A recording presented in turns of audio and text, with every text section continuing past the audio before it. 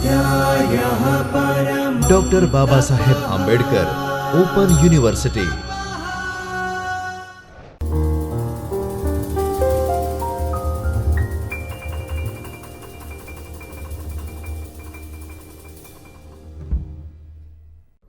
नमस्कार विद्यार्थी मित्रों, मैं Manish Dubey, assistant professor school of education, doctor Baba Sahab Ambedkar open university में आप सबका हार्दिक स्वागत है। आज हम बीएड के पेपर ES 201 शिक्षा प्रौद्योगिकी ICT के ब्लॉक 2 यूनिट 7 विजुअल मीडिया 4 के बारे में अध्ययन करेंगे। पिछले लेक्चर में हमने पढ़ा कि विजुअल मीडिया 3 के बारे में पढ़ा। उसमें एपिडोस्कोप, ओवरहेड प्रोजेक्टर और चार्ट, मैप, इन सब चीज़ों के बारे में अध्ययन किया और हमने देखा कि कैसे विजुअल मीडिया के थ्रू जो हम पढ़ाया जा रहा है, कैसे बच्चों से कोलैबोरेट किया जा रहा है, कैसे जो टीचिंग की क्वालिटी है वो सुधर रही है। आज हम विजुअल मीडिया 4 के बारे में अध्ययन करेंगे।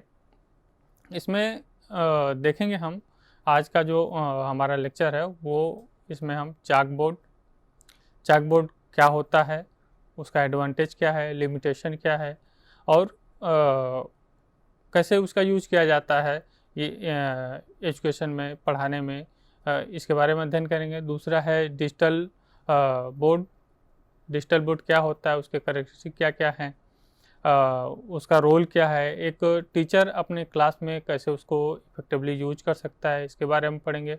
और तीसरा है ई लाइब्रेरी क्या है, उसके एडवांटेज क्या हैं, उसका कैसे हम यूज कर रहे हैं रिसर्च में, एजुकेशन में, पढ़ने में। तो हम आते हैं चाक बोर्ड पे। तो चाक बोर्ड का अगर हम देखें तो चाक बोर्ड जो है इसकी देखा जाए तो फर्स्ट टाइम ये चाक बोर्ड जो बना था 1840 में। कहा जाता है कि 1840 में मैन्युफैक्चर होता है स्लेट ब्लैक बोर्ड का जो है हुआ था। लेकिन जो एजुकेशन या जो इसका यूज किया गया था 1930 में इसका इस्तेमाल किया गया। और इसके पहले अगर हिस्ट्री देखें हम तो इंडियन स्कूल में एल्बुरिन ने अपने इंडिका में राइट किया है 11वीं सेंचुरी में। उसने कहा कि इंडिया में जो है राइटिंग स्लेट का इस्तेमाल किया जाता था पढ़ाने के लिए। तो ये हिस्ट्री रही। और चाक बोर्ड का हम देखें तो चाक बोर्ड क्या होता है, वो एक पत्थर का बना हुआ, ब्लैक या ग्रीन पत्थर का बना हुआ एक सरफेस होता है जिसका इस्तेमाल करके टीचर अपने जो उसको पढ़ाना है, जो भी कंटेंट हैं उसको बच्चों को पढ़ाया जाता है उस पर राइट करके। जैसे आप पिक्चर में भी देख रहे होंगे चाक बोर्ड का इस्तेमाल कैसे उसमें जो टीचर है वो एक ग्राफ के थ्रू, मैप के थ्रू डेटा को दिखा रहा है, कैसे चीज़ों को एक्सप्लेन किया हुआ है। तो ये चाक बोर्ड का इस्तेमाल है। उसके बाद चाक बोर्ड का इस्तेमाल जो हम देखेंगे तो अपने कंटेंट को डिलीवर करने के लिए मैथ में इस्तेमाल, मैथ अगर पढ़ा रहा है बच्चा टीचर तो वो बच्चों को कैसे मैथ के बोर्ड पे सॉल्व कर रहा है, वो एक्सप्लेन कर रहा है, बच्चों को कोलैबोरेट कर रहा है, समझा रहा है, चीज़ों को नहीं आ रहा फिर से उस पर राइट करके उनको बता रहा है बार बार। तो ये सब चाक बोर्ड हो गया। अब इसके एडवांटेज को अगर हम देखें तो चाक बोर्ड का जो एडवांटेज हम देखें तो वो बहुत सारे एडवांटेज है। एक तो हम अपने कंटेंट को इजीली लिख सकते हैं, उस पर रिप्रेजेंट कर सकते हैं। दूसरा अपने अनुसार हम चीज़ों को उसमें क्रमबद्ध कर सकते हैं, मैथ के प्रॉब्लम उनको लगा सकते हैं जैसे हमने बताया। स्टूडेंट को इंस्ट्रक्शन दे सकते हैं कि नहीं इस वे में, या ये राइटिंग वे है, इस वे में आप लिखिए। जो भी हमको पढ़ाना है उसको पिक्चर फॉर्म में या हम राइटिंग फॉर्म में या कंटेंट फॉर्म में उसको हम उस पर लिख के बच्चों को बोल सकते हैं कि आप इसको देखिए, इसका कॉपी करिए और इसको लिखिए, समझिए, या उनके द्वारा हम उनको कोलैबोरेट करें अगर बच्चों को, तो बच्चों से हम चाक बोर्ड पर, चाक के द्वारा बोर्ड पे लिखवाएं।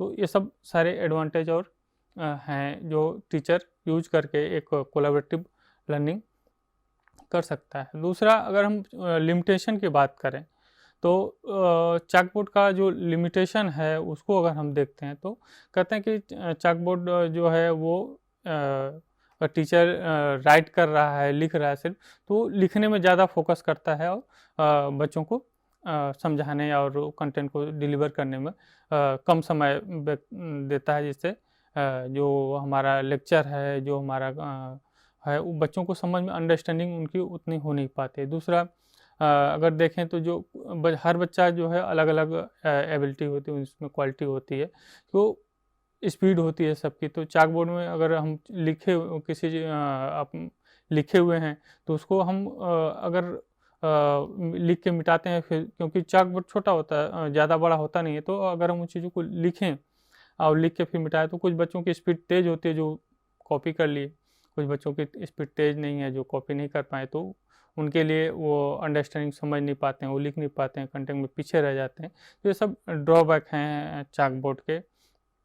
और दूसरा, अगर हेल्थ इशू भी बोला जाता है कि चाक जो है डस्ट उड़ता, तो जिसको डस्ट से प्रॉब्लम है उसके लिए भी वो दिक्कत की बात है। तो ये हो गया। और फिर आगे हम आगे बढ़ें तो चाक बोर्ड के बाद वाइट बोर्ड, और वाइट बोर्ड के बाद डिजिटल बोर्ड आता है। तो डिजिटल बोर्ड क्या होता है कि डिजिटल बोर्ड एक सब्स्टिट्यूट के रूप में, चाक बोर्ड और वाइट बोर्ड के सब्स्टिट्यूट के रूप में डिजिटल बोर्ड जो है आया है एजुकेशन में। और ये एक तरह से जैसे आप स्क्रीन पे देख रहे हैं, ये भी एक डिजिटल बोर्ड है। पिक्चर में जो दिखाया जा रहा है बच्चों को डिजिटल बोर्ड के थ्रू बताया जाता है। इसमें अगर देखें तो ये ऐसा प्लेटफॉर्म है जिसमें हम टेक्स्ट को, पिक्चर को, वीडियो को, कंटेंट को स्टूडेंट के सामने विजुलाइज कर सकते हैं, उन चीज़ों को दिखा सकते हैं, उन चीज़ों को समझा सकते हैं, उनको टेक्स्ट के माध्यम से समझा सकते हैं, उनको वीडियो के माध्यम से समझा सकते हैं, उनको 3D एनिमेशन के थ्रू हम बता सकते हैं। तो डिजिटल बोर्ड एक तरह से देखा जाए जो चाक बोर्ड और वाइट बोर्ड की जो कमियां थी उनको दूर करते हुए उससे बेटर प्लेटफॉर्म प्रोवाइड करता है टीचर को भी और स्टूडेंट को भी। अगर कैरेक्टरिस्टिक देखा जाए डिजिटल बोर्ड का, तो इसमें जैसे आपके सामने दिख रहा है, जो डिजिटल बोर्ड में बहुत सारे प्लग होता है, सेविंग करने का, कंटेंट को हम सेव कर सकते हैं, उसको हाईलाइट कर सकते हैं, उस पर हम लिख सकते हैं, उसको हम मिटा सकते हैं। अगर चीज़ों को देखें तो इन सब चीज़ों को हम कर सकते हैं। तो ये एक कैरेक्टरिस्टिक है। इसको 2D 3D पिक्चर के रूप में दिखा सकते हैं। इंटरनेट का यूज करके हम ऑनलाइन क्लासेस भी ले सकते हैं इस पे। तो ये सारे चीज़ें क्या हैं, डिजिटल बोर्ड के कैरेक्टरिस्टिक हैं, या फिर कहें तो इसके क्वालिटी हैं इनके। अब इससे एडवांटेज क्या क्या होता है अगर इसका इस्तेमाल हम अपने क्लास में करते हैं। तो इससे एडवांटेज अगर देखें तो ये हमें कंटेंट को डिलीवर करने में हेल्प करता है। यह टीचिंग लर्निंग को हेल्दी और कोलैबोरेटिव बनाता है। यह स्टूडेंट के जो अंडरस्टैंडिंग लेवल है उसको हाई करता है। टाइम सेविंग है, एक्सेसिबल है, इंटरेक्टिव मोड में, इंटरेक्टिव एंड कोलैबोरेटिव मोड में टीचिंग करता है। इसमें बच्चों के थ्रू भी हम उनके थ्रू हम चीज़ों को बता सकते हैं, उनको बोलने की, या उनको मैप दिखा के, या उनके द्वारा हम राइटिंग करवा के इस पर चीज़ों को कोलैबोरेट और ड्राइंग करवा सकते हैं। इन चीज़ों से हम बच्चों को कोलैबोरेट कर सकते हैं, विजुलाइज कर सकते हैं।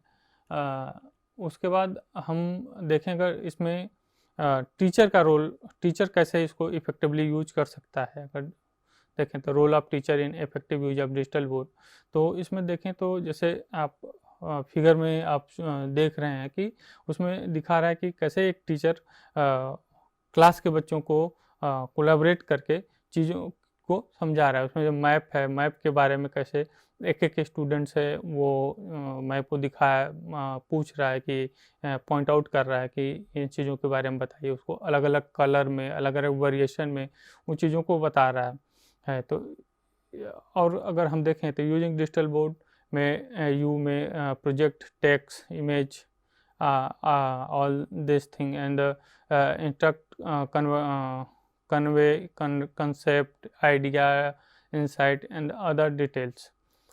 और सारी चीज़ें अगर हम देखें तो इसमें ये सपोर्ट ऑनलाइन सपोर्ट करता है। जो लेसन और टीचर जो है इसको ऑनलाइन इस आज के समय में देखें तो ऑनलाइन मोड एजुकेशन कोविड के समय के बाद ज़्यादा तेज़ी से आगे बढ़ा है टेक्नोलॉजी का प्रयोग एजुकेशन में। तो ऑनलाइन मोड जब स्कूल अगर कोविड के 19 के समय स्कूल कॉलेज बंद हो गए थे तो ऑनलाइन मोड का इस्तेमाल करके जो टेक्नोलॉजी उपलब्ध है उसका इस्तेमाल करके लोगों ने क्लासेस चालू के स्टार्ट किए, अब बच्चों तक पहुँचे और डिजिटल बोर्ड का उसमें इस्तेमाल करके और अच्छे से उस बच्चों को समझाया गया, बच्चों को ऑनलाइन उनके पेरेंट्स और सब चीज़ों को बताया गया, कोलैबोरेट किया गया कि उनकी प्रोग्रेस दिखाई गई।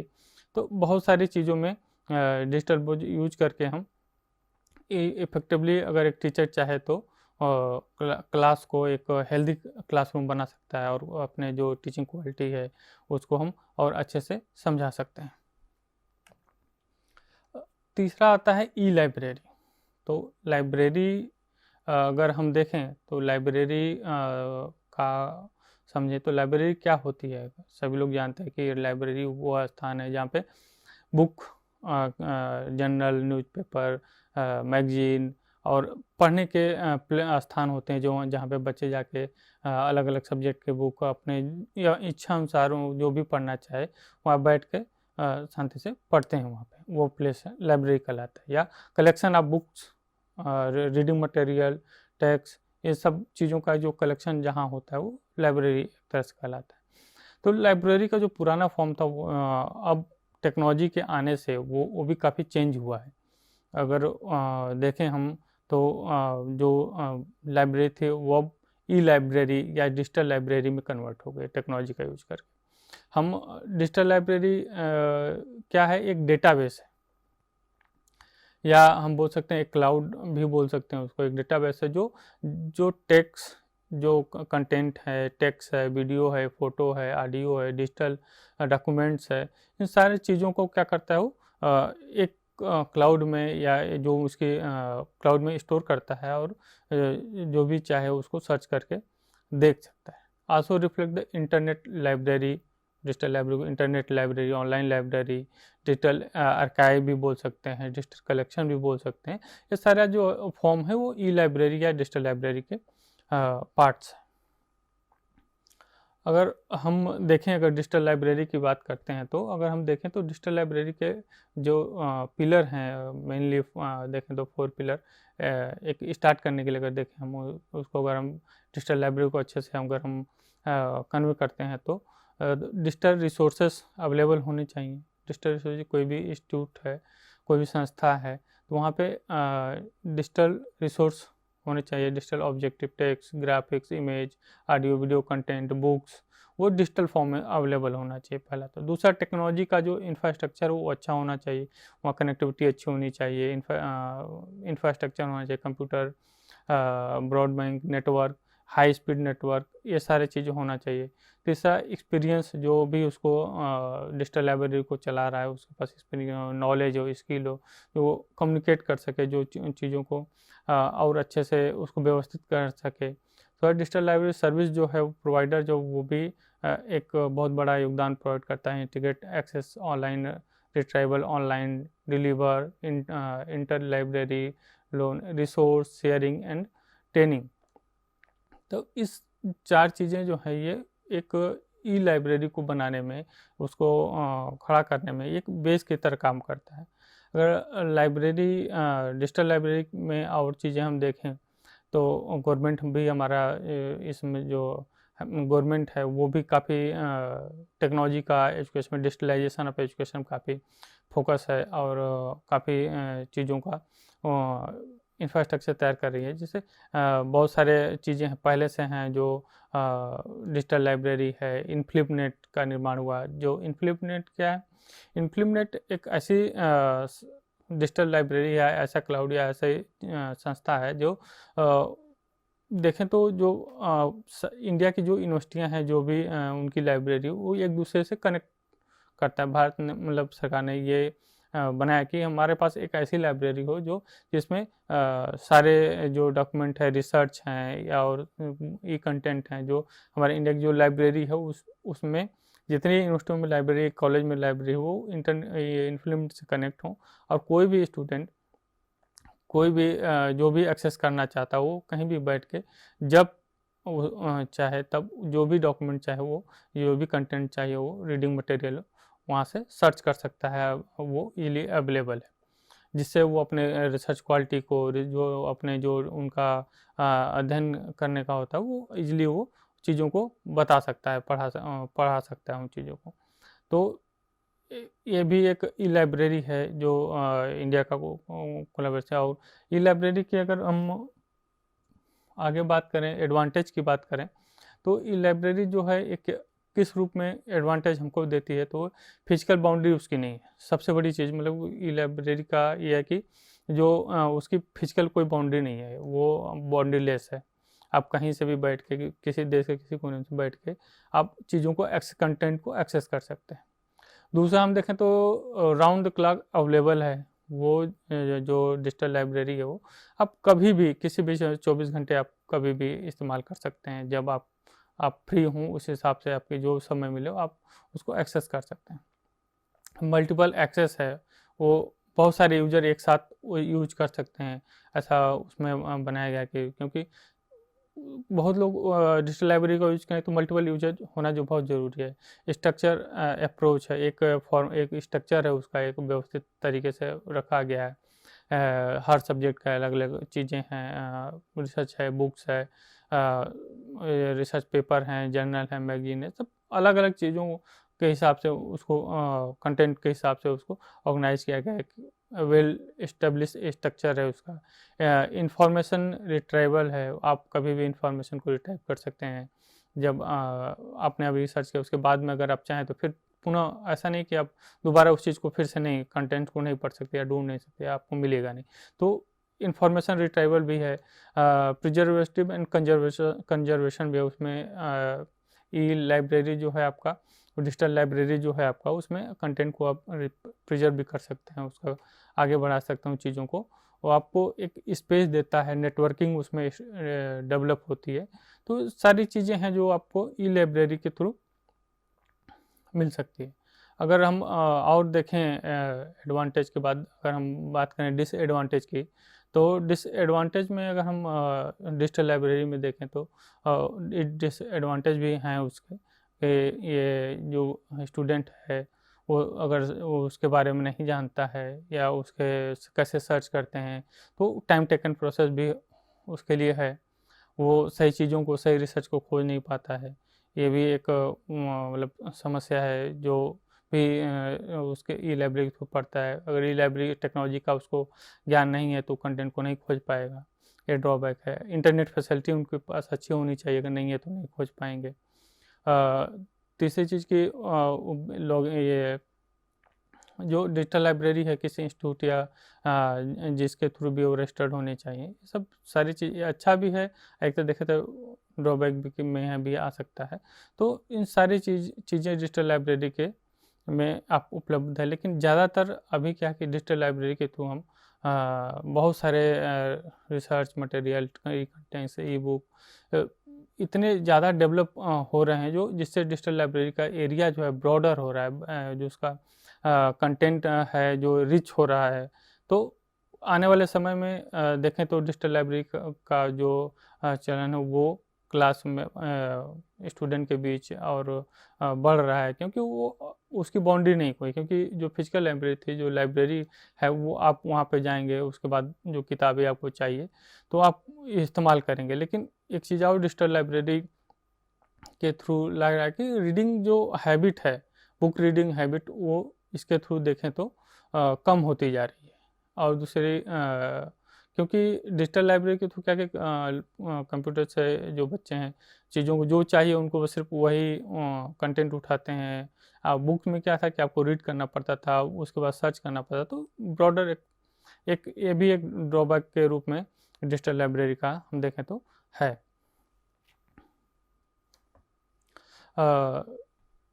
वही जो हम बात कर रहे थे डिसएडवांटेज में, तो डिजिटल लाइब्रेरी जो है ये सारी चीज़ें हो रही उसमें।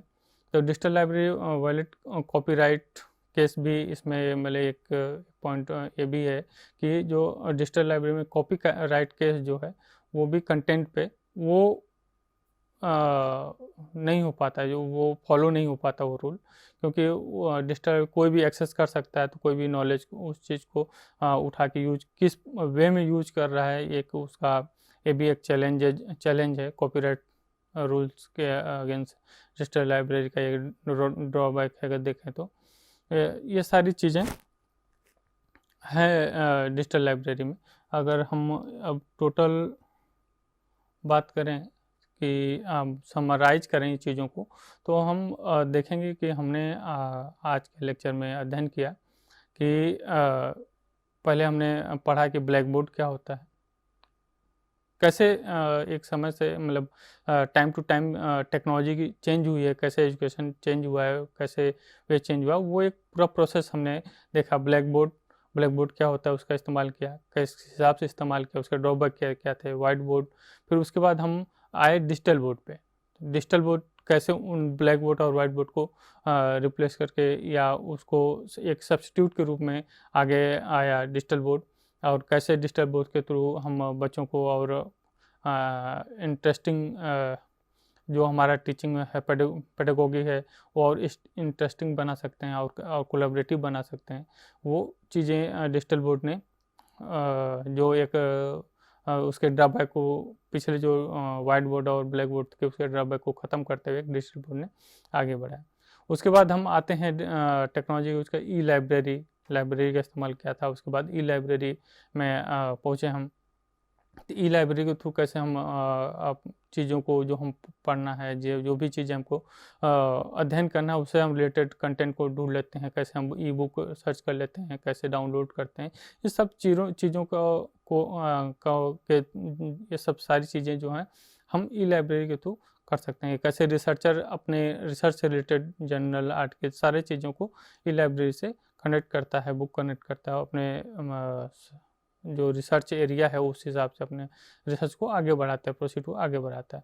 अगर हम इवोल्यूशन करें तो हम देखेंगे जो हमने पढ़ा है इसके थ्रू हम explain the digital board and what are the use of education, हम बता सकते हैं, अंडरस्टैंड कर सकते हैं कि डिजिटल बोर्ड क्या है और एजुकेशन में उसका क्या यूज है। ये हम डिफाइन कर रहे हैं। Define the digital digital library क्या होता है ये डिफाइन कर सकते हैं। इसी के साथ आज का ये लेक्चर समाप्त हुआ। नमस्कार।